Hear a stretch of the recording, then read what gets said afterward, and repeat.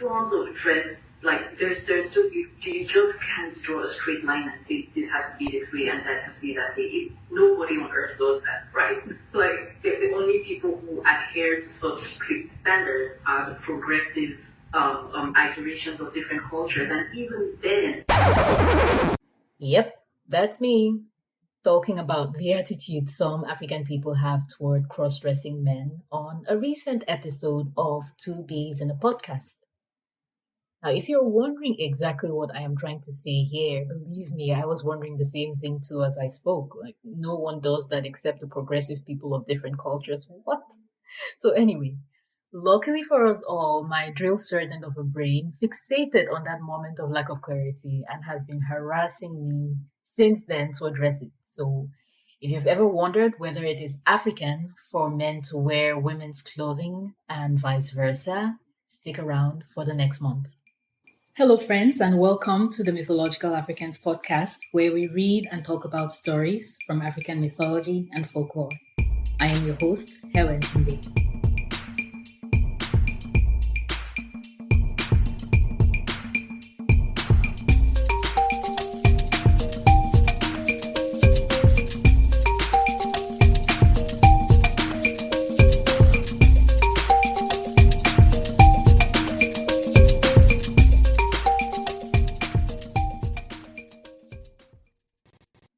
What is cross-dressing? Cross-dressing is the practice of wearing clothing that is traditionally or stereotypically worn by people of another gender in a given culture. That's a simple definition for a complex phenomenon. So let's make sure some things are clear before we dive in. So first, people, and the emphasis here is on this, people, right? Human beings who deserve to be treated with respect no matter what, cross-dress in different ways, to different degrees, and for different reasons. Second, people who cross-dress are usually comfortable with their assigned sex and do not wish to change it. And since there can be confusion about the difference between gender and sex, let's spend some time clarifying things. Biological sex refers to a person's status as male or female or intersex based on the bare elements of biology, so hormones, chromosomes, and visible body parts, things like that. Gender refers to the socially constructed roles, behaviors, activities, and attributes that a given society considers appropriate for people of different biological sex. So there tends to be alignment between gender and sex, but not always, right? And that's the crux of the issue for many people these days. So this association between sex and gender is not always consistent across time and culture. The roles, behaviors, activities, and attributes society now considers appropriate for people of different sexes has changed over time and will continue to do so. And as we will see throughout this series, how people dress and the reasons why is one of the more obvious ways in which one might observe the changing tides of sex and gender. Moving on, third, cross-dressing is a form of gender expression, and it's not necessarily tied to erotic activity. Now, do some people derive erotic or sexual pleasure, or are they seeking sexual attention by wearing items of clothing normally worn by people of the opposite gender? Absolutely. Is this the only reason why cross-dressing exists? Absolutely not. Fourth, and tied to the third point, cross-dressing is not indicative of sexual orientation. So just because you see a woman in men's clothing or a man in women's clothing doesn't mean they are transgender or lesbian or gay or bisexual. And this is especially so for the African continent, as we will see. Fifth and finally, people who cross-dress might wear just one item of clothing from the opposite sex. So a man wearing a gele, for example, which is a traditional head tie worn by Yoruba women. Or they might wear the full attire traditionally or stereotypically worn by people of the other sex. So this is a case of a woman wearing a full agbada, the traditional attire of Yoruba men. So the awoshoke or robe, the awotele or undervest, the shokoto or long trousers, and the fila or her hat. I'm probably massacring those words, but hey. And so a man wearing a skirt or gown may or may not be cross-dressing depending on what it means in the cultural context he's operating in. And I need to emphasize, as I did when we talked about African sexualities, that my goal with this series is not just to make case studies out of people's lives and cultures, is to create the necessary understanding so we can, treat each other with respect regardless of differences, and most importantly, protect people who are vulnerable. But I imagine the question really boils down to why? Why do people cross-dress? And that, my friends, is the question we are going to be examining over the next couple of weeks using examples from African culture and mythology and folklore. Now, history shows that people from all over the world, and I say this with emphasis, all over the world, cross-dress for a variety of reasons, but the main reasons tend to be for performance or entertainment, for comfort or convenience, as a disguise, for general self-expression, and also to derive erotic or sexual pleasure or attract sexual attention. And as with most things that have to do with sex, the erotic sexual motive has been blown out of proportion. And so even though it is more than likely the least frequent of reasons why people who cross-dress do so, the assumption that there is a sexual component to cross-dressing almost always comes up in these conversations. And it's a bit unfair because, again, as we will see, on the African continent, cross-dressing occurs in so many other contexts. It's actually funny now that I think about it. So cross-dressing almost always falls under the performance or disguise motive on the African continent. But this does not mean the sexual aspect is missing, and we'll see examples where cross-dressing is explicitly tied with sexuality. However, this is an overview episode, so we'll spend more time just on the general, discussion about where cross-dressing occurs on the continent. And then in subsequent episodes, we'll examine specific cases such as the Bamaya dance of the Dagbon people in northern Ghana, the iconic story of Simoa Ben Abid from out of the folklore of the Amazi people of Algeria. We'll look at Gelede, the Gelede mass dance of the Yoruba, and then we'll look at Mashoga, Mugawe, and other such cultures of East Africa. The truth of the matter, though, is that African cultures are chock full of examples of men who don women's garb and vice versa for a variety of reasons. In the northwest region of Cameroon, where I come from, for example, the Takumbeng are a much feared traditional women's group whose activism has shaped significant aspects of the country's political history. But they wear men's clothes when they stage their protests, and this is when they are warming up, when they are really pissed off.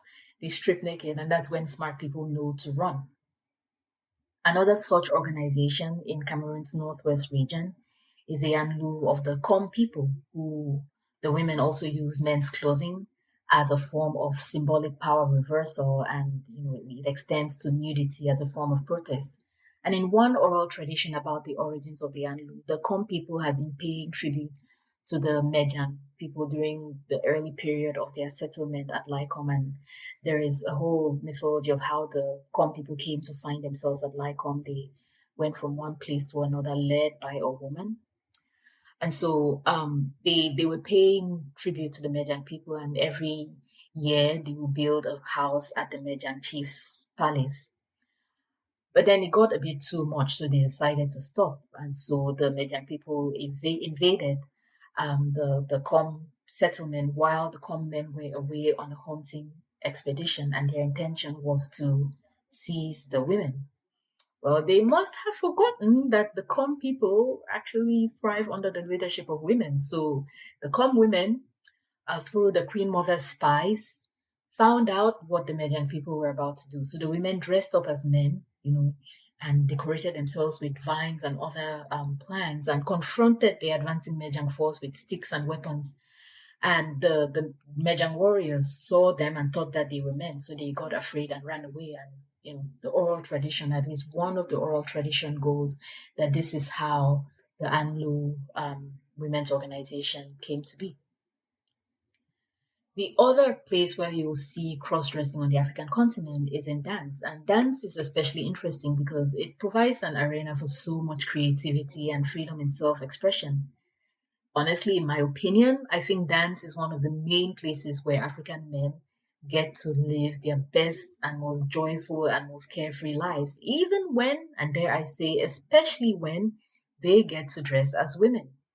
And we'll talk about the Gelede and the Bamaya dance, but these are just two examples out of many dances and other such performances on the continent for which men wear women's clothes and jewelry and other accessories. So we'll definitely spend time on this.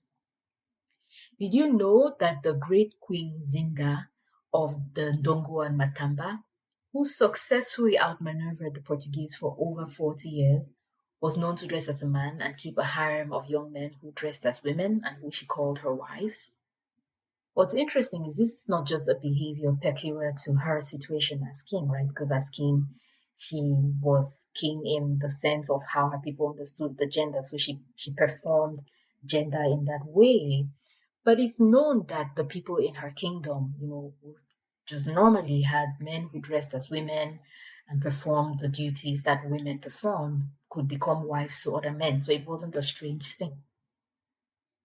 And you'll see across the African continent that gender non-conforming people often served powerful ritual positions in their communities. So traditionally, there are many cases in which the medicine men and medicine women were known by their proclivity to dress as the opposite sex, whether or not this involved a sexual orientation other than heterosexual. And so cross-dressing and the shift in identity it implies played an important ritual role in many traditional communities. And this is something to take note of, right? Matter of fact, there are examples of even young men being required to dress as women as part of the rites of induction into manhood. And I imagine it had to do something with, putting off identity of being their mother's children or, stepping into the full powers of manhood by shedding everything about them that is, woman-like. And there was definitely misogynistic aspects of this, but the point is, it existed. It's not a new thing. It wasn't brought by Europeans or by exposure to Western culture. Absolutely not. So does cross-dressing occur on the African continent? Short answer, yes. It has always been here at all levels of society. Cape to Cairo, Dakar to Dar es Salaam, it has always been here.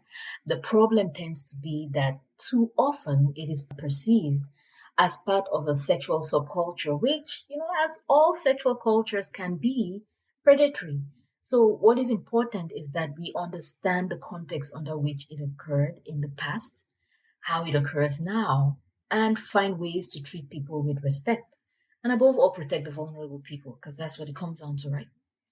So we'll stop here for now, and when we return next week, we'll hear the story of how the Bamaya dance of the Dagbon came to be. And meanwhile, if you know examples of cross-dressing in your culture in the past or in the present, feel free to talk about them in the comments. I know there is one person on Twitter who the name just popped out of my head now, but I'll put this in the episode notes, who is doing the work of documenting the lives of, I believe this person's from Ghana, elders, older people who were queer, right? So this is not new. And so we owe it to ourselves to understand these practices so we can honor ourselves as we need to be honored. So we'll stop here for now, and I will see you all next week. Thank you, as always, for listening.